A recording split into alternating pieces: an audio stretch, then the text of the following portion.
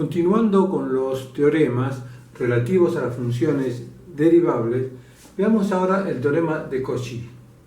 Consideremos dos funciones f y g continuas en el intervalo cerrado AB y derivables en el abierto AB. Y para todo valor de x en el intervalo abierto, la derivada primera de g es distinta de 0, nunca se anula. Si se cumplen estas tres condiciones, para f y para g, entonces va a existir un c entre a y b, tal que la razón entre f de b menos f de a y g de b menos g de a va a ser igual que la razón entre la derivada de f en c sobre la derivada de g en c. ¿Por qué la hipótesis del teorema no exige que g de b no sea distinto de g de a? Siendo que en la tesis, como pueden ver, su diferencia aparece en el denominador. Si fuesen iguales, se anularía. Bueno, la respuesta es muy sencilla. Es porque si g de b es igual a g de a, entonces g cumple con las condiciones del teorema de Rolle que vimos hace un rato. O sea que f y g van a ser continuas en el cerrado AB, derivables en el abierto, y, ¿no es cierto?, g de a va a ser igual a g de b. Entonces va a existir un c entre a y b, donde la derivada de g se anula. Y eso no puede ocurrir porque la hipótesis me lo niega. No cumpliría entonces con la hipótesis del teorema de Cauchy si g de b fuese igual que g de a. Muy bien. Otro punto, otra pregunta muy interesante, dado que no hay ejercicios para aplicar el teorema de Cauchy en la guía de trabajos prácticos, me acordé, ¿no es cierto?, de esta ejercitación que es bastante interesante. Fíjense, existe una función g para la cual el teorema de Lagrange es un caso particular del teorema de Cauchy. Sí, hay una función que es la función de identidad, g de x igual a x. ¿Por qué? Si g de x fuera la función de identidad, me queda entonces en la tesis f de b menos f de a sobre g de b menos g de a igual a f' de c sobre g' de c. Ahora, g de b es igual a b, por tratarse de la función de identidad. Lo mismo g de a es igual a a. Me queda entonces acá b menos a. Y la derivada de la función de identidad, ¿no es cierto?, para todos los reales es 1. O sea que acá me queda 1. ¿Qué me queda? El enunciado, ¿no es cierto?, de la tesis del teorema de Lagrange. ¿Ven? Muy bien. Vamos a ver un teorema muy importante por la aplicación que tiene al cálculo de límites en dos casos particulares de indeterminación, aunque luego se puede extender, ¿no es cierto?, esta regla a todos los demás casos de indeterminación del límite. Veamos. Sea f y g continuas en el cerrado AB y derivables en el abierto AB, y para todo punto del abierto AB, la derivada de g no se anula. Hasta aquí cumple las condiciones del teorema de Cauchy. F y g. Y C es un punto entre A y B.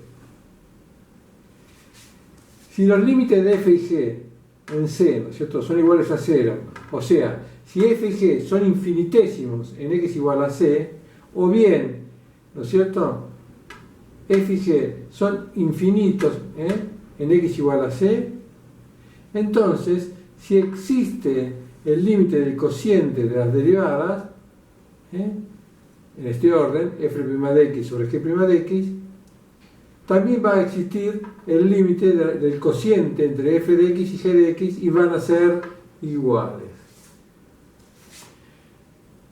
Ven que yo acá puse una llamada roja y acá escribí, ¿no es cierto?, en lugar de cuando x tiende a infinito, en lugar de trabajar en el punto C. ¿Por qué? Para ahorrar un poco de espacio aquí, ¿no? Dice, la regla del L'Hopital también es válida si x tiende a infinito, siempre y cuando se cumplan las condiciones del teorema, no ya en un intervalo, sino que cuando x es mayor que k o x es menor que menos k, ¿verdad? Muy bien. Vamos a aplicar este teorema para el cálculo de algunos límites.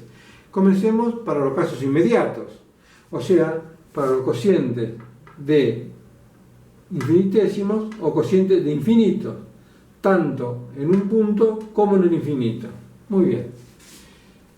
Estos dos casos no son ejercitación de la guía, sino que son unos límites que hemos calculado y han sido bastante trabajosos hallar el límite. ¿Se acuerdan que demostramos que la función seno y la función identidad eran infinitesimos equivalentes en un entorno del punto cero, o sea que el límite era igual a 1? Nos costó un trabajo bastante grande. Tuvimos que demostrar, tuvimos que aplicar, la propiedad de intercalación. En cambio aquí observen que tengo un cociente infinitésimo de dos funciones derivables en un entorno del punto cero. La derivada del denominador es distinta del cero. ¿Ven? Cumple las condiciones del teorema de L'Hopital. Entonces, ¿qué puedo hacer? Puedo aplicar el teorema de L'Hopital reemplazando numerador y denominador por sus derivadas. Atente aquí, no reemplazamos, ¿no es cierto?, por la derivada del cociente, sino que la derivada del numerador sobre la derivada del denominador. La derivada del seno es el coseno, la de x es 1. Si x tiende a 0 ahora, ya no es un caso de determinación y el límite es 1. Fíjense cómo nos ha simplificado el cálculo esta regla de L'Hopital. Otro caso. Aquí tenemos un cociente infinitésimo también. En el caso de esta función exponencial desplazada una unidad hacia la derecha y la función identidad. Tenemos que sustituir e a la x menos 1 por z o por h, ¿recuerdan? Bueno, hacer toda una sustitución era bastante largo. En cambio ahora observen, como tengo un cociente infinitésimo de funciones que cumple con las condiciones del teorema, ojo con eso, siempre antes de aplicar la regla de L'Hopital, fíjense si cumple con las condiciones del teorema. Si son funciones continuas, derivables, que la derivada del denominador nunca se anula. Observen que aquí, por ejemplo, la derivada del denominador es 0 ya. Ahí no puedo aplicar más la regla de L'Hopital. ¿Entienden? Y sobre todo, que sean cocientes infinitésimos o cocientes infinitos, si no, no puedo aplicar la regla. Muy bien. Aquí sí, cumple las condiciones, cociente infinitésimo, de funciones derivables, la derivada del denominador no se anula en 0, entonces, aplico la regla de L'Hopital. Reemplazo el numerador por su derivada, que es e a la x, la derivada de 1 es 0, sobre la derivada de x, que es 1. Si x tiende a 0, e a la x tiende a 1 sobre 1, 1. ¿Vieron que fácil? Veamos otro caso directo. Aquí tengo la razón entre la función logarítmica y la identidad. Tengo un cociente infinitésimo si x tiende a 0, ¿verdad? Puedo aplicar la regla de L'Hopital porque cumple con las condiciones del teorema. Ya lo voy a nombrar cada vez que vamos a hacer el ejercicio todas las condiciones del teorema. Digo, cumple con las condiciones, nada más. Cumple las condiciones del teorema, entonces, reemplazo numerador y denominador por sus derivadas, y ahí ya no puedo aplicar más la regla de L'Hopital. Porque la derivada del denominador es 0. Pero ya no es más un caso de indeterminación también. Entonces, si x tiende a 0, el numerador tiende a 1. 1 sobre 1, 1. Ahí tengo otro. Otro cociente infinitésimo de funciones que cumple con las condiciones del teorema. Aplico la regla de L'Hopital entonces sin más. La derivada de 1 es 0. La del coseno es el menos seno por menos 1, seno de x sobre 2x. O sea que acá continúa siendo un cociente infinitésimo. Continúa siendo un caso de indeterminación del límite.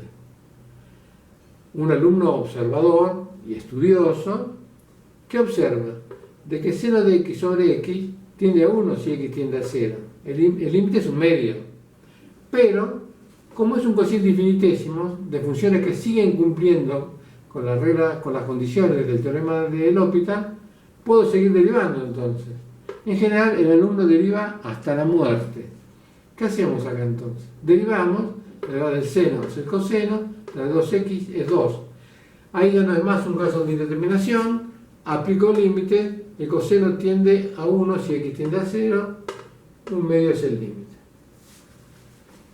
Veamos el caso de trabajar en el infinito ahora.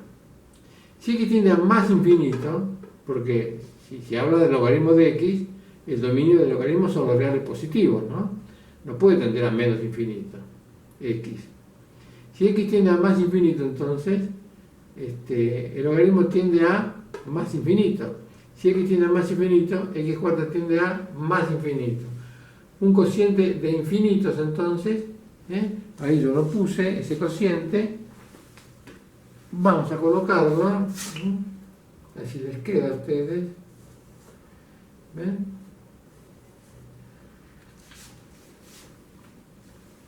Tengo este caso ahora, ¿ven? Cociente de infinitos, dos funciones derivables, entonces aplico la regla del L'Hopital. La derivada del logaritmo de x es 1 sobre x, la de x cuarta es 4x cubo.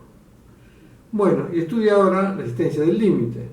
Si x tiende a más infinito, 1 sobre x tiende a 0, y 4x cubo tiende a más infinito.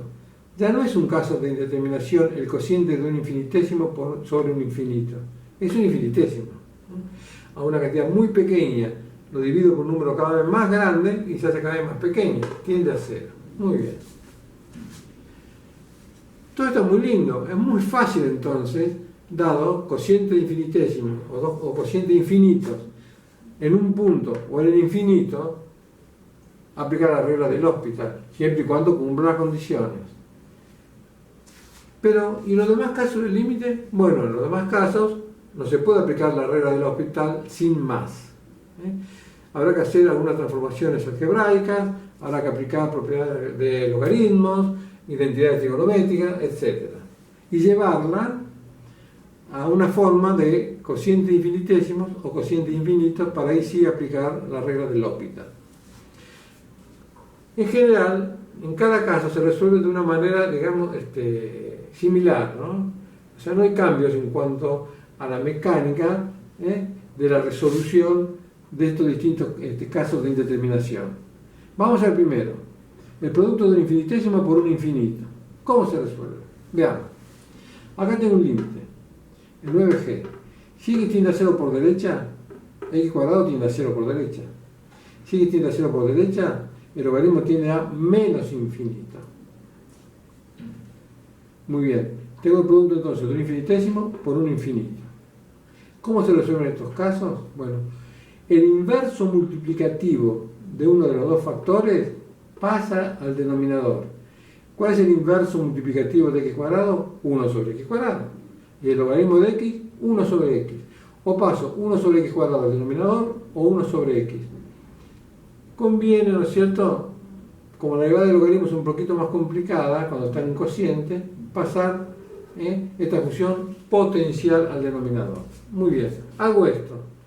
Al pasar, ¿no es cierto?, uno de los inversos multiplicativos de uno de los factores al denominador, me voy a encontrar o con un cociente infinitésimo o con un cociente de infinitos. Acá me encontré con un cociente de infinitos, pero si hubiese pasado 1 sobre el logaritmo de x, ¿no es cierto?, como el logaritmo de x tiene menos infinito, 1 sobre el logaritmo de x hubiese tendido a 0, hubiese quedado infinitésimo sobre infinitésimo. ¿Vale? Muy bien. Aplico el L'Hopital sin más aquí ya, pues cumple las condiciones del teorema. La derivada del logaritmo es 1 sobre x, y la del denominador es la derivada de un cociente, la derivada de 1 que es 0, por x cuadrado, 0, menos 1, sin derivar, por la derivada del denominador, 2x, sobre el cuadrado del denominador.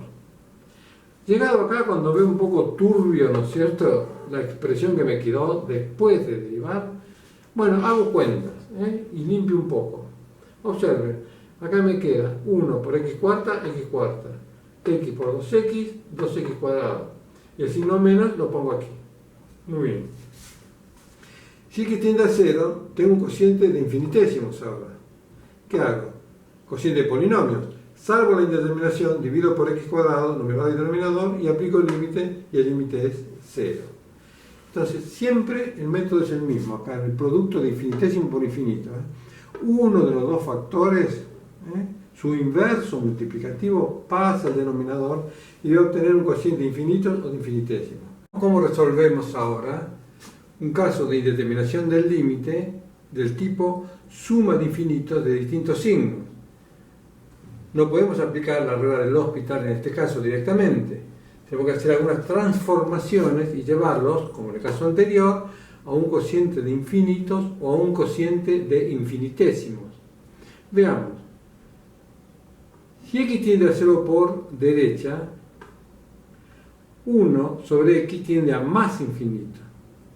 El seno tiende a 0 por derecha y el coseno siempre tiende a 1. 1, ¿no es cierto? 0 por derecha tiende a más infinito también. Tengo más infinito, menos, más infinito, un caso de indeterminación si x tiende a 0 por derecha. Si x tiende a 0 por izquierda, 1 sobre x tiende a menos infinito ahora. Pero también tiende a menos infinito coseno de x sobre seno de x, porque seno de x tiende a 0 por izquierda.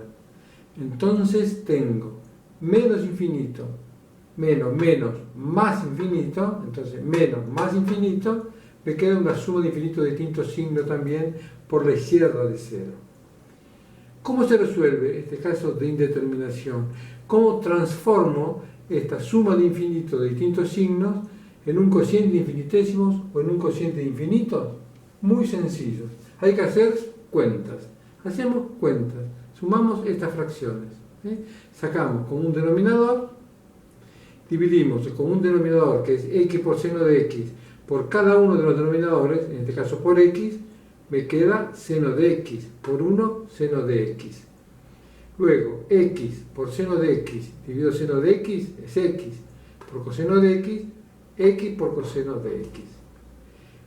¿Qué tengo ahora? Un cociente de infinitésimo, es fácil de ver. Un infinitésimo menos infinitésimo, un infinitésimo. El producto de dos infinitésimos, un infinitésimo. Cociente infinitésimo de funciones derivables, puedo aplicar entonces la regla del L'Hopital derivando numerador y denominador. La derivada del numerador es la del seno, el coseno, y la de este producto es la derivada del primer factor, que es x, por el coseno sin derivar, me queda menos coseno de x, más x sin derivar por la derivada del coseno, que es el menos seno de x. Menos por menos me va a quedar más x por seno de x. El denominador es un producto también, es la derivada de x, que es 1, por el seno sin derivar, más x sin derivar por la derivada del seno, que es el coseno. Cancelo los cosenos en el numerador, tengo entonces un infinitésimo en el numerador otra vez y también el denominador. Puedo volver a aplicar entonces la regla del L'Hopital. Vuelvo a aplicar la regla del L'Hopital, derivo numerador y denominador y me queda de esta forma ahora. ¿Qué observo? Que el numerador sigue tendiendo a 0 porque es una suma de infinitésimos cuando x tiende a 0. En cambio el denominador, el último término sí tiende a 0, porque es un producto de infinitésimos. Pero el coseno de x tiende a 1 si x tiende a 0. Tengo 1 más 1, 2. Tiende a 2 el denominador. Ya no es más un caso de indeterminación, el límite es entonces 0. Estudiemos ahora cómo damos solución, o sea, cómo aplicamos la regla del L'Hopital a los tres últimos casos de indeterminación del límite, que son los casos de funciones potenciales exponenciales. Cuando la base tiende a 1, el exponente infinito. Cuando la base tiende a 0 y el exponente también. Cuando la base tiende a infinito y el exponente tiende a 0. Es un método muy sencillo para llegar a la solución. En general se repite siempre el procedimiento, salvo las particularidades de las funciones en cuanto a sus derivadas. Pero el procedimiento en general siempre es el mismo. Vamos a hacer uno y creo que va a ser suficiente. Vamos a hacer el límite cuando x tiende a 0 por derecha del seno de x elevado a la x.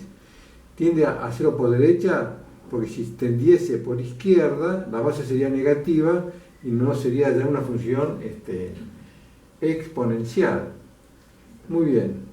Aquí tengo un caso de indeterminación del tipo, ¿no es cierto? La base tiende a 0 y el exponente tiende a 0 también.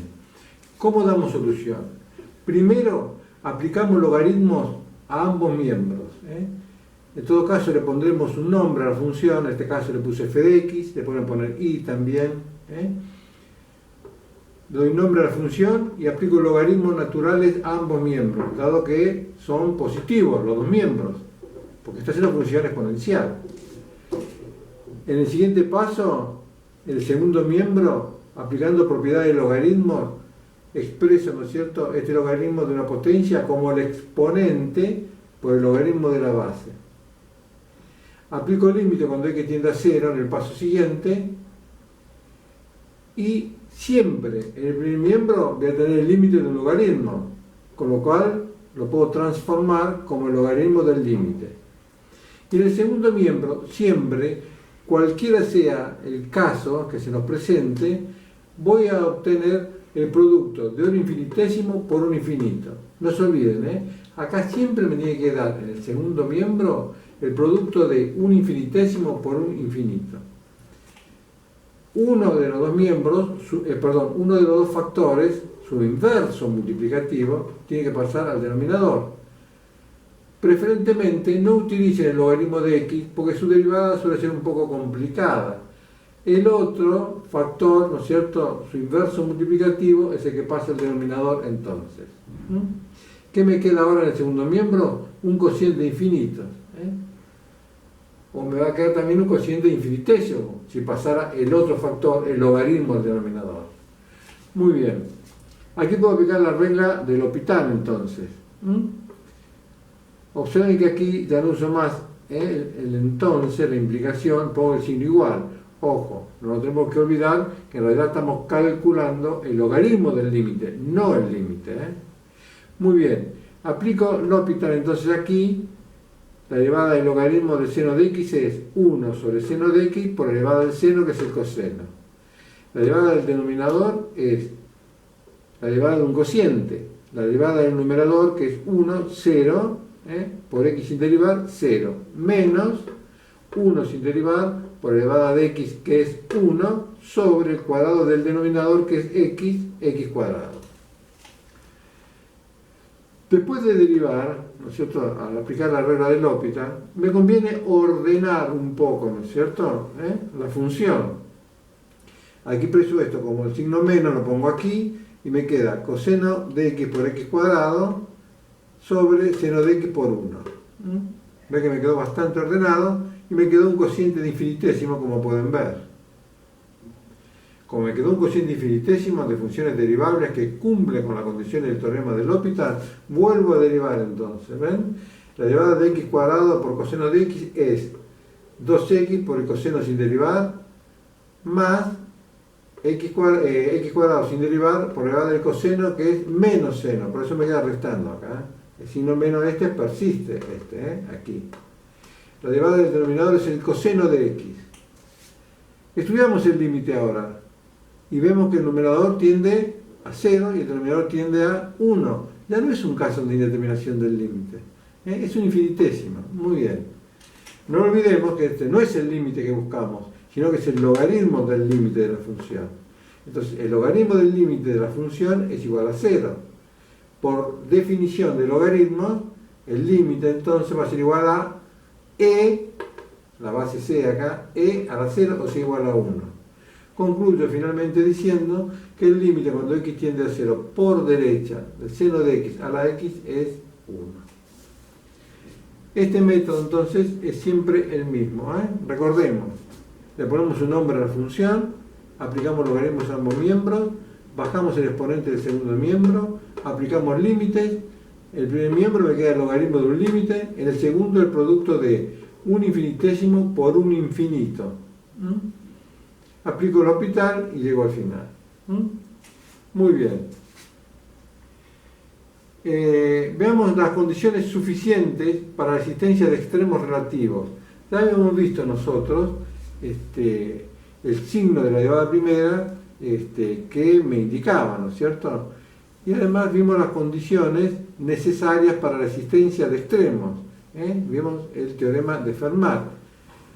Pero no vimos una condición suficiente. O sea, me daba una condición necesaria. ¿Se acuerdan los puntos críticos? que la derivada primera se anulase en un punto, o que siendo continua la función y no existiendo la derivada primera, ¿no es cierto?, también en ese punto podría haber un extremo relativo.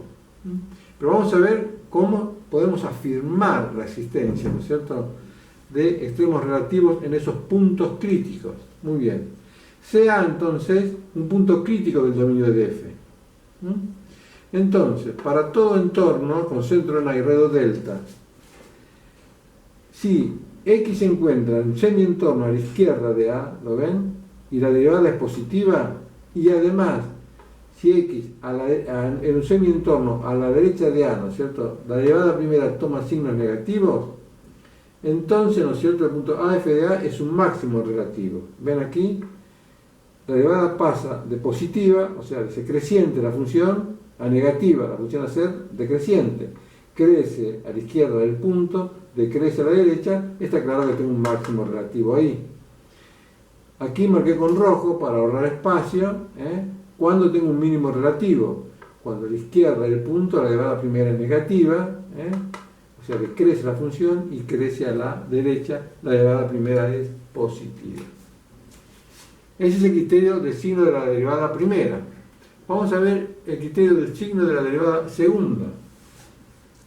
Si a f derivable hasta el segundo orden en x igual a a, la derivada primera en a se anula, pero la derivada segunda no, es distinta de cero.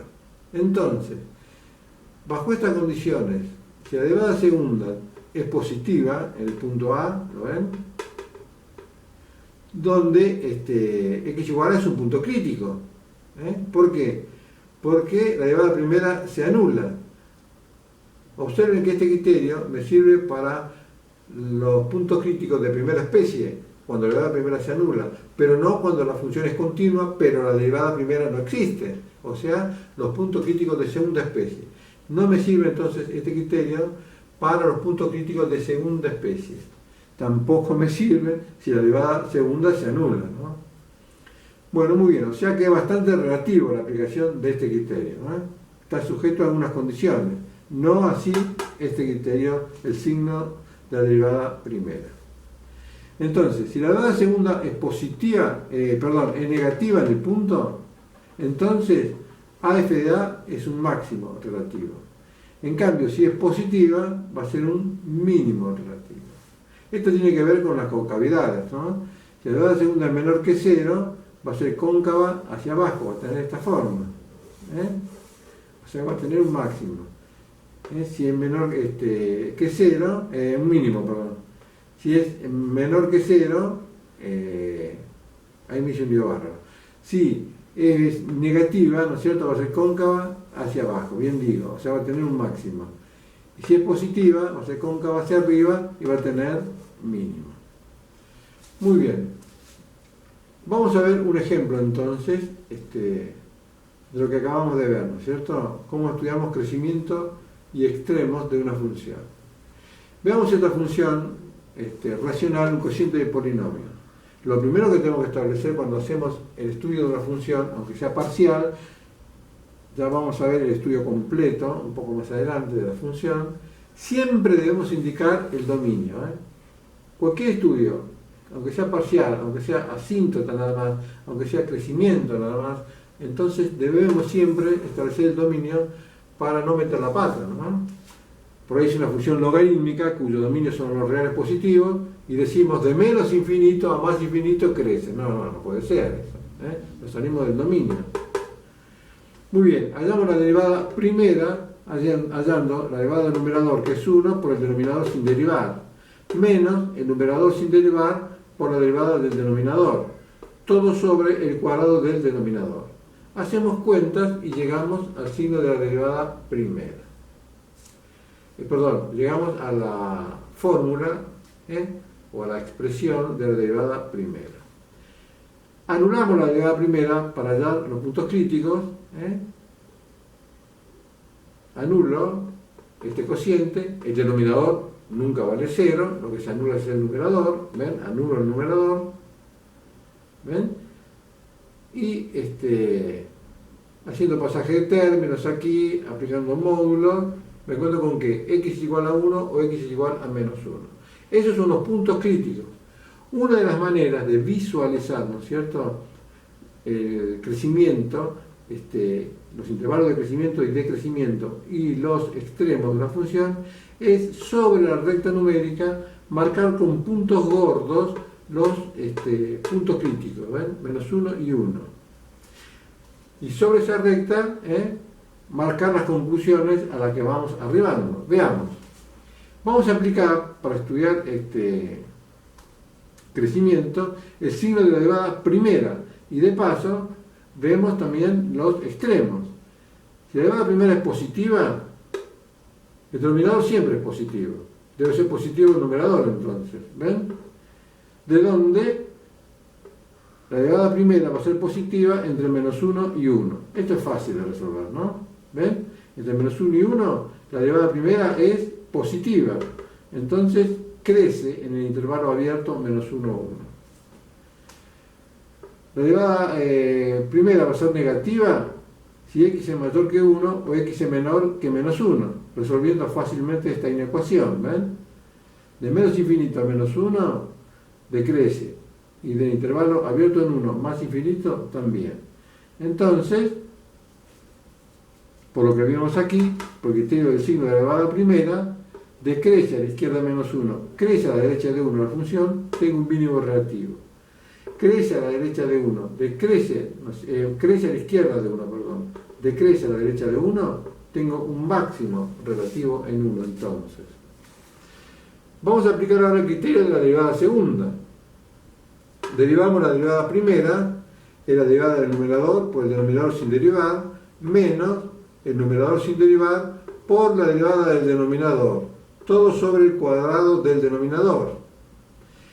Para salir de todo este lío que tenemos aquí, es usual cuando derivamos funciones racionales, cocientes de polinomios, extraer el factor común, esta expresión que siempre aparece en el numerador, ¿ven? 1 más x cuadrado, 1 más x cuadrado, extraemos el factor común entonces 1 más x cuadrado y me queda así. Acá simplifico, por lo cual achico bastante la expresión, hago cuentitas y me queda de esta manera la derivada segunda. Muy bien, ¿qué tengo que hacer ahora? Ver el signo que tiene la derivada segunda en el punto menos 1 y en el punto 1. ¿Qué observo? Que en 1 me queda 2 por 1, 2. Menos 6, menos 4. Es negativo. No hace falta que ponga el resultado acá. Basta con poner si es positivo o negativo. La derivada segunda en el punto crítico 1 es negativo. ¿Qué tengo entonces en 1? Un medio. Un máximo relativo.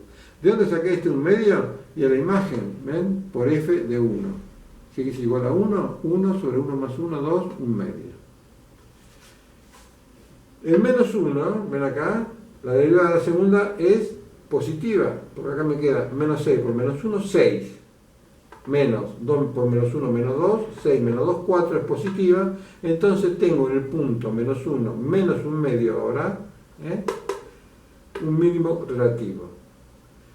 No devuelvo, ¿no es cierto?, como información de lo que he estudiado, como resumen, esta recta. Esto es para tener una visualización, ¿no es cierto?, de mi problema.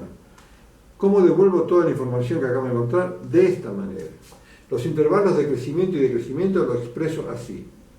Digo que de menos infinito, ¿no es cierto?, a menos 1, unión 1 más infinito, f es estrictamente decreciente. En el intervalo abierto menos 1, 1, f es estrictamente creciente. Y luego indico el máximo relativo y el mínimo relativo. Aquí tenemos la gráfica. Observen que si x tiende a infinito, como el grado del numerador es menor que el grado del denominador, el límite es 0. ¿Ven?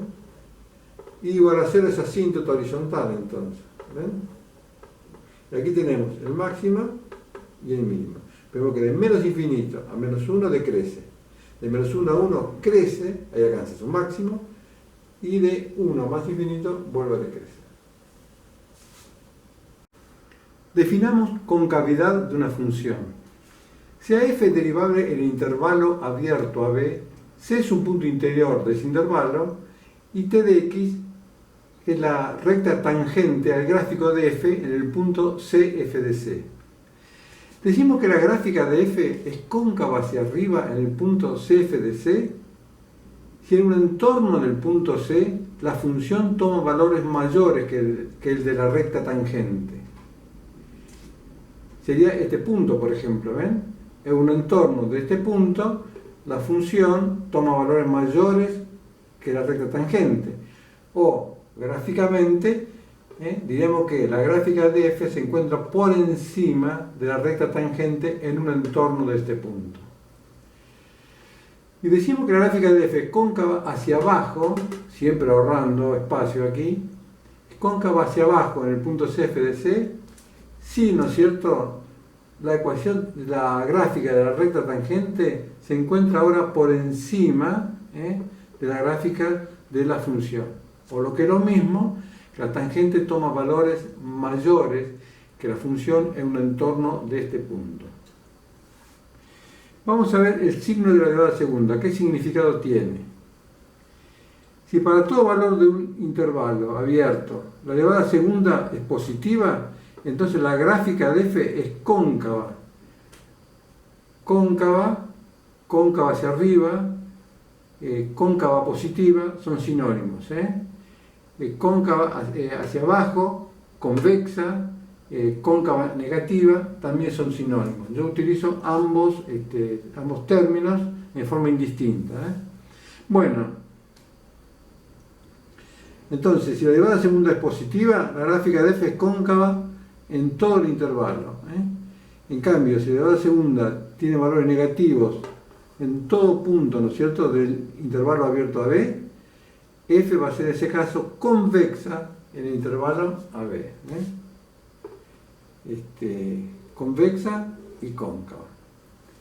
Vamos a definir entonces punto de inflexión. Estos símbolos los utilizo para el gráfico, ¿no?, para indicar que es cóncava hacia abajo o cóncava hacia arriba, convexa o cóncava. Punto de inflexión, entonces. El punto A, f de A es un punto de inflexión de la gráfica de f.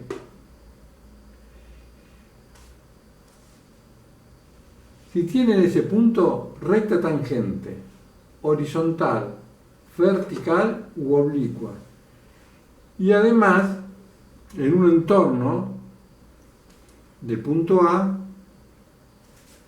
se verifica lo siguiente. Si a la izquierda de A la derivada segunda es positiva y a la derecha de A es negativa, o al revés, si a la izquierda es negativa y a la derecha positiva, o sea, si la derivada segunda cambia el signo a través de A, entonces el punto A, f de A es de inflexión de la gráfica de f. Sintéticamente diríamos que A, f de A es un punto de inflexión de f si f cambia la concavidad en ese punto. Vamos a ver cuál es la condición necesaria para la existencia del punto de inflexión. ¿Qué hace falta que se cumpla para que exista punto de inflexión? Si f derivara hasta el segundo orden en x igual a A, y a f de A es un punto de inflexión de f, entonces la derivada segunda se anula. Entonces es condición suficiente que sea punto de inflexión a f de A para que la derivada segunda se anula, pero es necesario que la derivada segunda se anule para que pueda existir un punto de inflexión en a f de A. La condición necesaria entonces es que la derivada segunda se anule. Necesaria, pero no suficiente. Veamos, aquí en y igual a x cuarta, ¿ven? La derivada segunda se anula en 0. Sin embargo, tenemos un mínimo absoluto, no tenemos un punto de inflexión. Observemos que la derivada segunda, 12x cuadrado, es positiva para todo x real, que es el dominio de esta función. Por eso es cóncava, ¿no es cierto?, hacia arriba en todo su dominio. ¿Ven? No cambia la concavidad en 0, a pesar de que se anula. Es una condición necesaria, pero no suficiente. En cambio, en la función cúbica, ¿ven?, la derivada segunda se anula en 0 también. Pero observemos que a la derecha de 0, la derivada segunda es positiva, va a ser cóncava. A la izquierda de 0, la derivada segunda va a ser negativa, va a ser convexa. Cambia la concavidad en 0 entonces, y ahí sí tenemos un punto de inflexión. Condición necesaria, pero no suficiente. Aclaremos algo aquí. Como consecuencia de esta definición que hemos dado de punto de inflexión, los puntos angulosos y cuspidales no pueden ser punto de inflexión por no tener recta tangente en esos puntos. Claro, si es un punto anguloso, tiene derivadas laterales distintas, no es derivable en el punto, no hay recta tangente en el punto. Si es cuspidal, ¿no es cierto?, el límite de cociente incremental me da infinito, más por un lado, menos infinito por el otro. No es derivable, tampoco tiene recta tangente, entonces, al no tener recta tangente, no puede tener punto de inflexión. Veamos algunos ejemplos. Miren acá. Acá tengo el módulo, ¿no es cierto?, de x cuadrado menos 1. Esta es su gráfica. Observen. En menos 1 no existe la derivada segunda. Y en 1 tampoco. Sin embargo, observen que cambia la concavidad. ¿Pero qué pasa? Que en esos puntos, menos 1 y 1, esta función no es derivable. Entonces se ve claramente que las rectas tangentes por derecha y por izquierda son distintas. Entonces no es derivable. Al no ser derivable, no tiene recta tangente, por lo tanto no es punto de inflexión. Por esta exigencia, ¿no? Muy bien. Entonces, recordemos, en los puntos angulosos no existe punto de inflexión. Lo mismo que los puntos cuspidales. ¿Ven? Los puntos cuspidales tampoco. ¿Por qué? Porque no hay recta tangente ahí, la función no es derivable. En cambio, observen esto. En estos puntos, donde la función no es derivable, como en este caso la raíz cúbica de x, ya vimos ejemplos como estos. No existe la derivada primera. Pero, ¿qué tiene esta función en 0? Tiene derivada infinita y recta tangente vertical x igual a 0. Tiene recta tangente. Tiene recta tangente vertical. ¿Ven? Y cambia la concavidad. A la izquierda, ¿ven?, es cóncava hacia arriba. A la derecha es cóncava hacia abajo. Entonces 0 es punto de inflexión. Acá también cambia la concavidad. De concavidad positiva a concavidad negativa. De concavidad negativa a concavidad positiva. Sin embargo, no es punto de inflexión porque no tiene recta tangente, porque no es derivable. Es un punto anguloso. Muy bien. Conclusión. F puede tener punto de inflexión en x igual a a si existe la derivada segunda igual a 0. O si f es continua en x igual a y no existe la derivada segunda. Aclaremos. Puede ser que no exista la derivada segunda porque f sea discontinua en a. Porque si f no es continua en a, no existe la derivada primera. No existe la derivada primera, no existe la derivada segunda. No podemos tener un punto de inflexión, ¿no es cierto?, en un punto donde la función es discontinua. Entonces, si f es continua en a y no existe la derivada segunda en a, ahí podemos tener nosotros también un punto de inflexión. Podemos no tenerlo si se nos presenta el caso del punto anguloso o del punto cuspidal. Hay que tener cuidado. En esos puntos entonces vamos a estudiar la existencia de punto de inflexión, donde la derivada segunda se anula o bien no existe. Observaciones, para tener en cuenta. En los puntos de discontinuidad, una función puede cambiar el sentido de la concavidad. En un punto de discontinuidad no existe la derivada primera ni la segunda, pero no vamos a tener nunca un punto de inflexión ahí porque la función no está definida en ese punto. Sin embargo, observen aquí, la gráfica roja corresponde a la función y sobre x cuadrado, ¿lo ven? Es discontinua en 0 y no cambia la concavidad, pasa de más a más nomás. No cambia la concavidad. Sin embargo, observen la gráfica verde, igual a 1 sobre x. A la izquierda, ¿no es cierto?, de 0 es cóncava hacia abajo. Y a la derecha es cóncava hacia arriba. ¿Ven? Cambió la concavidad en este punto donde la función es discontinua, en 0. Así que, ojo con los puntos de discontinuidad. No vamos a obtener ahí ni un extremo ni un punto de inflexión, pero puede cambiar tanto, ¿no es cierto?, el crecimiento como la concavidad, ¿eh? Hay que tener cuidado. En los intervalos determinados en el dominio de una función por los puntos de discontinuidad, donde la derivada segunda es igual a 0, o no existe la derivada, no cambia el signo de la derivada segunda. ¿Ven acá, por ejemplo? Acá no existe la derivada en menos 1, no existe la derivada segunda en 1. Y en estos intervalos determinados por estos dos puntos, de menos infinito a menos 1, la función siempre es cóncava hacia arriba, no cambia el sentido, es positiva. Entre menos 1 y 1 es negativa, y de 1 más infinito es positiva. También en los puntos de discontinuidad, ¿ven? Puede cambiar, ¿ven? ¿Se dan cuenta? Pero siempre se mantiene el signo en los intervalos determinados por estos puntos de discontinuidad.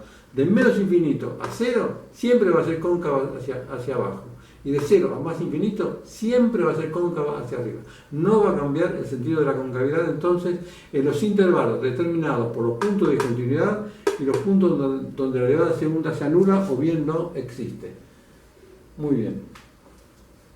Vamos a ver un ejemplo sencillo para en la próxima clase sí ya hacer estudio de funciones completos y algunos parciales, algunos ejercicios y ver ya problemas de optimización.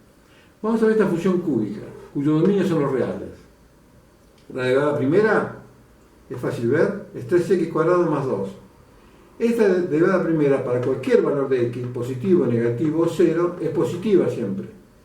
Si la derivada primera es positivo para todo r, que es para todo x de real, entonces puedo concluir que esta función es estrictamente creciente en todo su dominio. Crece siempre. No hay ni máximo ni mínimo. Es monótona, estrictamente creciente. Veamos qué pasa con la concavidad. A ver si en algún momento cambia la concavidad. La derivada segunda es 6x. Bueno, veo, ¿no es cierto?, dónde se anula la derivada primera. Dado que existe, veo dónde se anula. Se anula en 0. Porque 6 por x es igual a 0. O 6 es igual a 0, o x es igual a 0. 6 no es igual a 0, entonces x es igual a 0. 0 entonces es un punto donde puede haber un punto de inflexión. No existen puntos donde la derivada segunda no exista. ¿Ven? Muy bien. Estudiamos el signo de la derivada segunda entonces. Veo dónde la derivada segunda es positiva, y donde 6x debe ser positivo. El producto de todos los números debe ser positivo. 6 es positivo. Por lo tanto, x debe ser positivo. Muy bien. ¿Dónde tomo valores negativos? Para x negativo. Haciendo el mismo razonamiento anterior. Conclusión. No devolvemos este dibujo, ¿no es cierto?, como el resultado de nuestro ejercicio. Eso no es una devolución. Esto es simplemente para guiarnos. Aquí se ve claramente el comportamiento de la concavidad de la función. Si decimos, como devolución, que en el intervalo menos infinito abierto en 0, f es convexa, y del intervalo abierto en 0 más infinito, f es cóncava. Y 0 menos 3 entonces, como ahí cambia la concavidad, es un punto de inflexión. Acá tenemos 0 menos 3 puntos de inflexión, y vemos cómo viene de menos infinito hasta 0, cóncava hacia abajo. Y luego cambia la concavidad y se hace cóncava hacia arriba.